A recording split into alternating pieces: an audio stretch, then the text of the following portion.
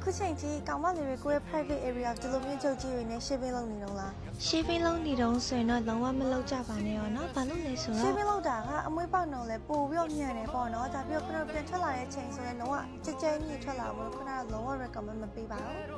ဒါဆိုဘယ်လိုလုပ်ရမလဲဆိုတော့ခုနကတော့ shaving စာ waxing လုပ်ဖို့ပဲအကြံပေးပါရယ်နော်ကောင်မလေး bikini waxing လုပ်ဖို့ဆိုင်မှာလည်းမလုပ်ချင်ဘူးမလုပ်ရဘူးဆိုရင်ကောင်မလေးအိမ်မှာပဲကိုယ်တိုင်လွယ်လွယ်ကူကူလေးလုပ်လို့ရပြီးတော့ခုနကိုယ်တိုင်လည်းအခုလက်တလောသုံးနေတဲ့ sister wax က hot wax ကို shaving လုပ်ပေးမယ်ပေါ့နော်သူက hot wax ဆိုတော့မသုံးခင်တော့အပူပေးရတယ်ပေါ့နော်ရင်နွေးစိမ့်တဲ့အခါဆိုတော့အထက်မှာ wax ရှိသလောက်ကိုရင်နွေးကို level 2လိုက်ထည့်ပြီးပို့ပြီးတော့အရေးပြောမြန်နေပေါ့နော်နောက်ပြီးကိုယ့်ရဲ့ hair ထွက်တဲ့အတိုင်း wax ကိုပပလေးတုပ်ပြီးတော့ခွာတဲ့ချိန်စန့်ချစ်ဘက်ကိုလှန်ခွာပေးလိုက်ရပြီပေါ့နော်ပြီးခုမှစားလုံးမဲ့ကောင်မလေးအတွက်လည်း step by step instruction လေးနဲ့တခြားလေးပြထားပေးရပေါ့နော်သူ့ထဲမှာပါတဲ့ wax paper လေးတွေလည်းပြန်လျှော်ပြီးတော့သုံးလို့ရရပေါ့နော် sister wax က hot wax ကိုရချင်တယ်ဆိုရင်တော့ medical care ဆိုင်ခွဲတိုင်းမှာဝယ်ယူလို့ရပြီနော်ဒီလောက်ဆိုရင်တော့ bikini waxing အတွက်ဘယ်လိုသွားမလဲဆိုတာသိလောက်ပြီပေါ့နော်ဒီနေ့တော့ဒီလောက်ပါပဲရှင် bye bye you guys